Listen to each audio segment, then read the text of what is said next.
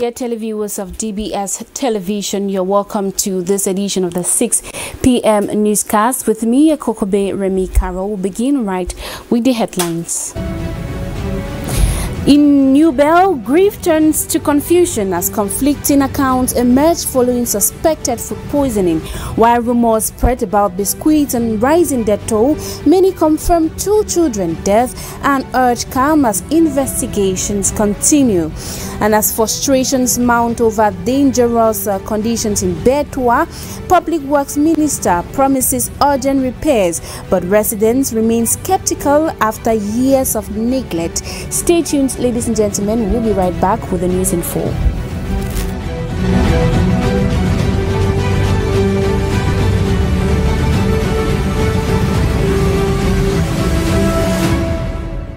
Welcome back, ladies and gentlemen. Now, the news in full. Fear and unanswered questions are sweeping across New Bell neighborhood of Douala in the littoral region of Cameroon following a suspected case of food poisoning that killed 2 children and sent dozens to the hospital. Residents are still struggling to make sense of what happened. Ashley Johnson tells us more just one day after the incident.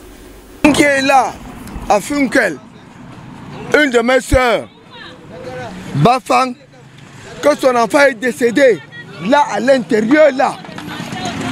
Je suis entré à la morgue hier. J'ai vu 2 enfants couchés. À la morgue, je suis entré. Je ne sais pas que je suis entré. This resident still visibly touched by the food poisoning case that killed 2 children.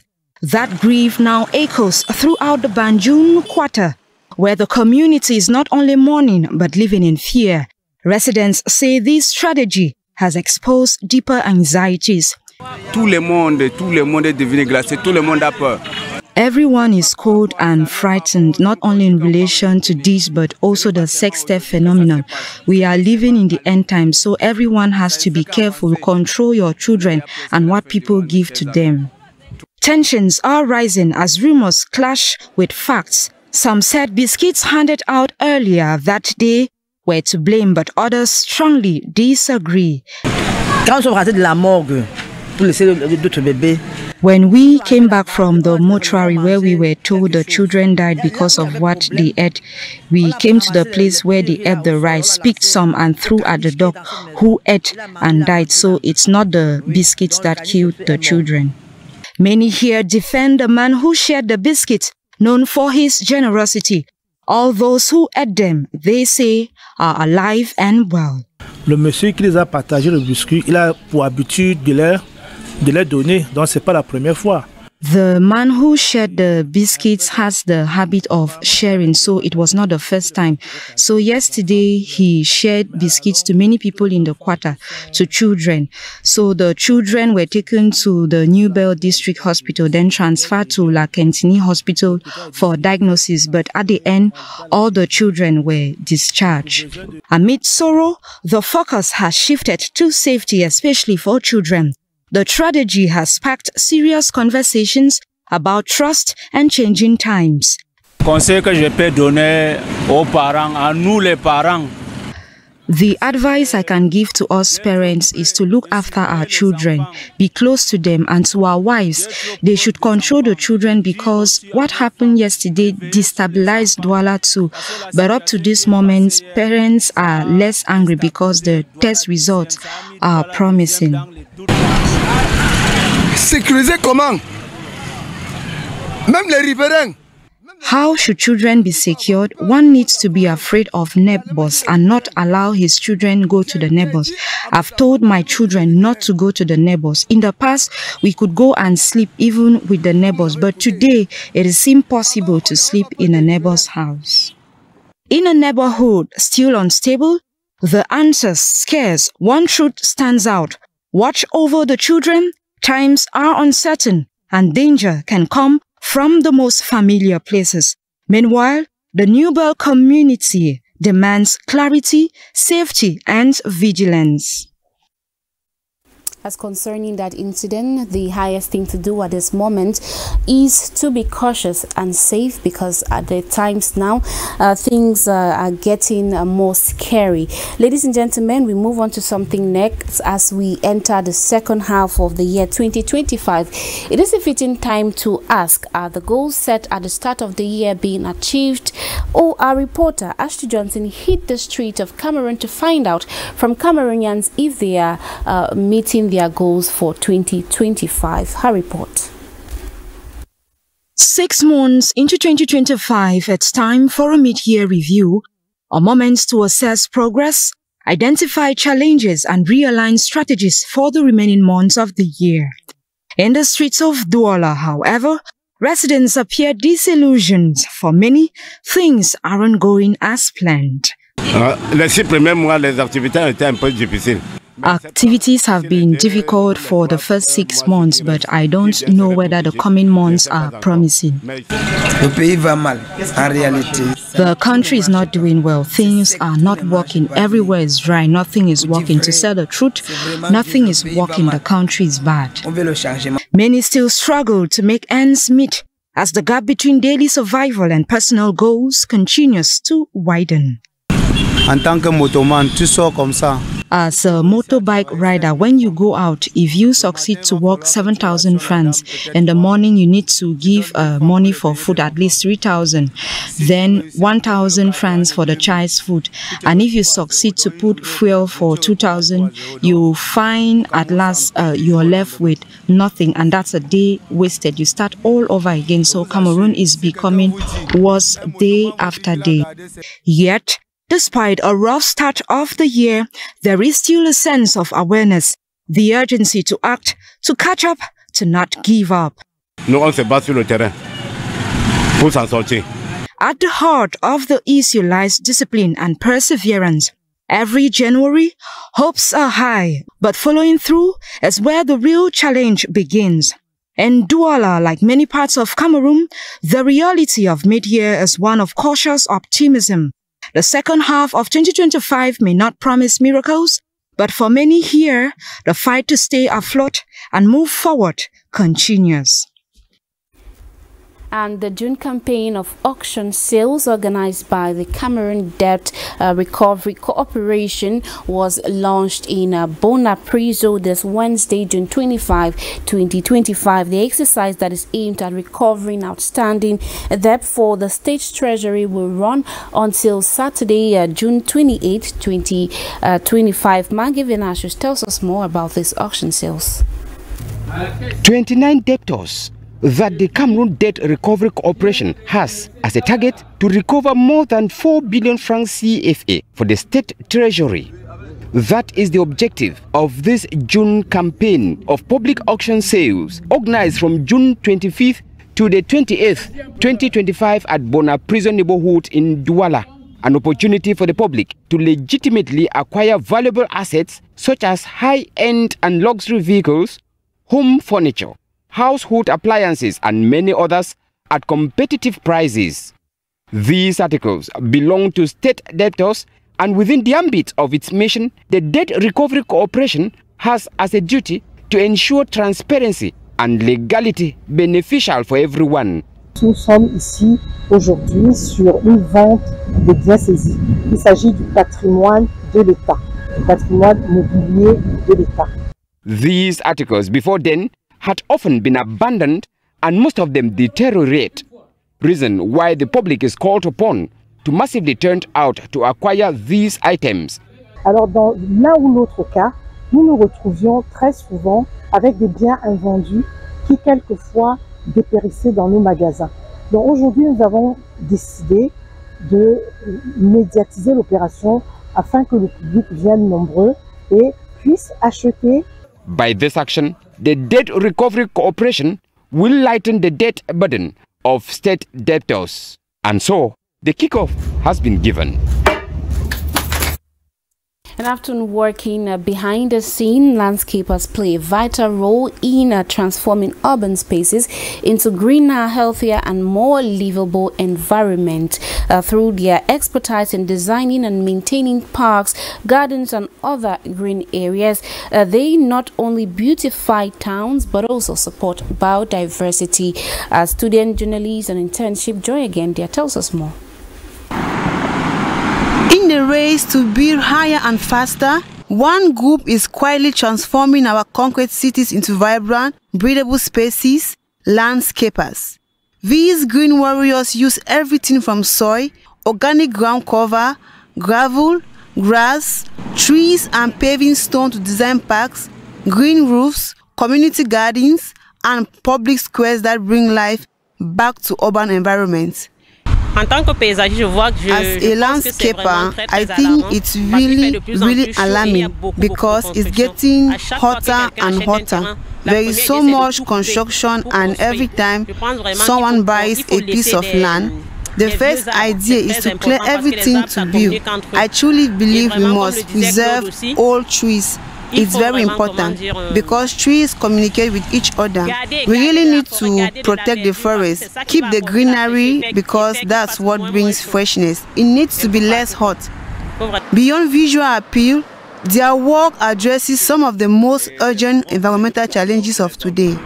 Landscapers help reduce air pollution, restore biodiversity, and cool overheated neighborhoods by expanding green cover and combating urban heat islands. We are experiencing a lot of heat, and only plants and greenery can help reduce that heat. So I think if we can encourage people to care for flowers, it's very important. Every building, every city, every home should have green plants. It's essential for the environment and for the balance of life on Earth. From installing smart eradication systems to planting climate-resilient spaces, they transform barren zones into thriving green ecosystems. I think today people should stop destroying nature. Instead, we need to regenerate it to make sure the forests and our spaces are green everywhere. There should be greenery, gardens, grass, trees, flowers, everything should be green. But this mission can't fall on their shoulders alone. Citizens must remain vigilant, protecting existing greenery and invest in planting, whether it's a single tree, a shared garden or greenery on a balcony. We really need to be vigilant and encourage people to care about plants. Plants aren't just for people who have money. It's important. Even having a small vegetable garden is very important because there are many unused spaces that anyone can use to grow a small garden and produce food for personal use. Because turning cities into greener, healthier spaces depends on collective action, not just design.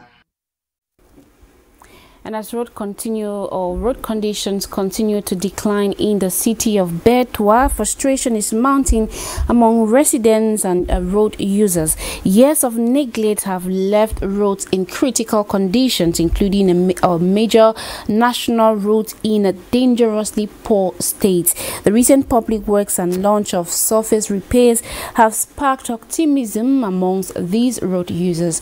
Joy Agendia once more. In Betua, residents and road users are once again turning their eyes to the government, following renewed activity by the Ministry of Public Works. During a recent visit by the minister to the East region, road crews began leveling parts of the damaged roadway, a move that has raised hopes among motorbikes, drivers, operators and commuters for lasting repairs.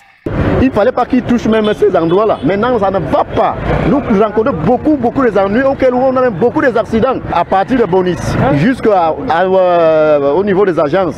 Ça ne va pas, ça ne passe pas.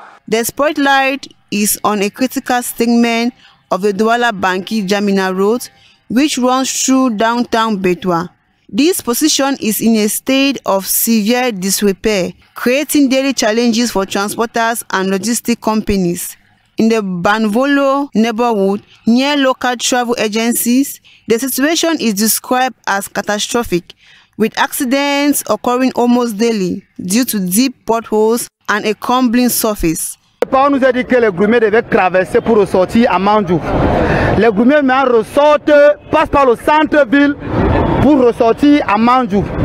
Les routes qui ne sont même pas arrangées jusqu'à aujourd'hui, et nous sommes dans le moment électoral, on s'attendait même qu'on devait arranger la route. Much of the damage is blamed on intense traffic, especially from heavy trucks using the road. Authorities are being urged to fast-track the construction of a long-promised bypass road, a project announced years ago, but still waiting to break ground. Local says action is needed now, not later. And Kodas Caritas Douala has officially launched Phase 3 of its project for the promotion and protection of the right to decent housing, known as the ACURE-P3 project, this Wednesday, June 25, 2025, at its headquarters here in Douala 3 subdivision. Rugiato Buba was there and now brings us reports about this launch. This initiative, part of the pastoral ministry of the Archdiocese of Douala, aims to improve living conditions in popular neighborhoods by addressing a critical issue that is the mismanagement of household waste. We are going to focus on the waste management because this topic is, according to us, very important for the urban development, a sustainable urban development. For the previous edition of the ACUPE, we have identified this topic, the waste management, as one difficult point which don't allow inhabitants to be able to ameliorate her livelihood condition. The urgency of this project is underscored by alarming statistics, where some cities in the country generate approximately 4,200 tons of household waste daily, with Douala and Yaoundé contributing nearly 60% of this total in the country. The ACURE-P3 project seeks to tackle this challenge by raising awareness and mobilizing community members to actively participate in waste management efforts. We first sensitize the population on fighting against disorder and even dirties, first things, and then we have created in all the neighborhood some committees who have a role. Their principal role is to carry on activities on cleaning the environment. That is what we do every Thursday and every Sunday morning. By fostering collaboration among residents, local authorities and civil society organizations, the project aims to build the capacities necessary for sustainable urban development through the handing over of working tools to volunteers. We even equip them in material like carriers, like back, like cutlass, like bloom and others. We help them. With specific goals set for January 2028, the ACURE-P3 project plans to establish engaged residents collectively in at least 10 neighborhoods and enhance the capabilities of community leaders. It also aims to ensure that hygiene and sanitation considerations are integrated into the political agendas of candidates for the upcoming elections. And in Cameroon, a new wave of gifted children is stepping into the spotlight, driven by talent and shaped by parental orientation. With guidance from parents who act as mentors and protectors, these young children, whether in photography, television, dance, film, are turning passion into profession. A student journalist on internship, Rachel Ndifogang, looks into this issue. Mamzelle Florenda is the youngest photographer in Central Africa. With a camera in hand and a sharp eye for emotion, she captures powerful images that reflect a surprising level of maturity. Her striking photographs, widely shared on social media, have already earned her early acclaim and growing recognition in the artistic world. Similarly, Ikoba captivates audiences with his confidence and charisma as a young television host. His eloquence and ease in front of the camera make him a favorite among viewers. Meanwhile, Jacob Ayaba shines on screen with his natural acting skills and undeniable presence, making waves in the film industry. Like these young stars, many other children across the region are engaging in income-generating activities at an early age. Their success stories inspire admiration and provoke curiosity. At the heart of this dynamic are the parents playing the roles of the mentors, coaches, and protectors. They guide their children in nurturing their passions while striving to maintain their well-being and a healthy balance between work and childhood. Il faudrait les préparer pour l'avenir, pas au lieu de les envoyer dans les marchés, prendre des risques avec des ventes des arachides, de bonbons, de biscuits et consorts. Je préfère que l'enfant soit préparé déjà dans la vie professionnelle à partir de bas âge. Encouraging children to pursue their talents from a young age can be a valuable way to secure their future. However, this early exposure to professional life also raises important ethical and psychological concerns. Qui fasse une formation professionnelle. Deux fois, ça ne dure que 2 ans. 2 fois 3 ans, que je connais très bien. Bon, j'ai aussi mes enfants qui, chacun d'eux a emboîté une vie professionnelle. Ici au Cameroun, comme au-delà de nos frontières, je pense qu'ils ont leur petit pain qui gagne et d'une manière noble. This leads to a fundamental question: are children genuinely free to choose their path, or are their ambitions shaped, perhaps too strongly, by the dreams and desires of their parents? Ladies and gentlemen, we now talk Africa and the world. Kenyan protest over governance and policy brutality turned violent, and a South African court halted the burial of Zambian's former president Edgar Lungu amid political and legal dispute. And Buckingham Palace confirmed U.S. President Donald Trump will make a second visit in the UK in September. Let's hear more of this with Rachel Ndifoga. In Kenya, protests erupted across several Kenyan cities as demonstrators took to the street to voice their anger over bad governance, rising living costs, and alleged police brutality. Clashes between protesters and security forces intensified, particularly in Nairobi, where police fired tear gas and water cannons to disperse crowds. Several people have reportedly been injured, and arrests were made as authorities moved to contain the unrest.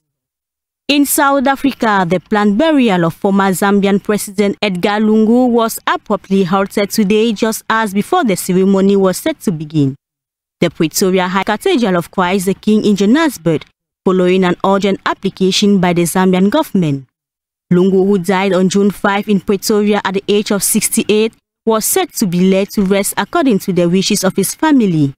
However, Zambia's Attorney General argued that under national law, former president had to be buried in Zambia with full state honors. Then in Europe, President Donald Trump is set to make a full state visit to the United Kingdom later this year.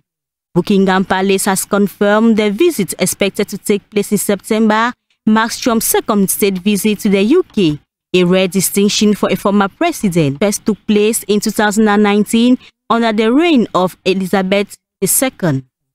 The upcoming visit will be hosted by King Charles III and Queen Camilla, with ceremonies like the upcoming visit will be hosted by King Charles III and Queen Camilla, with ceremonies likely centered around Windsor Castle.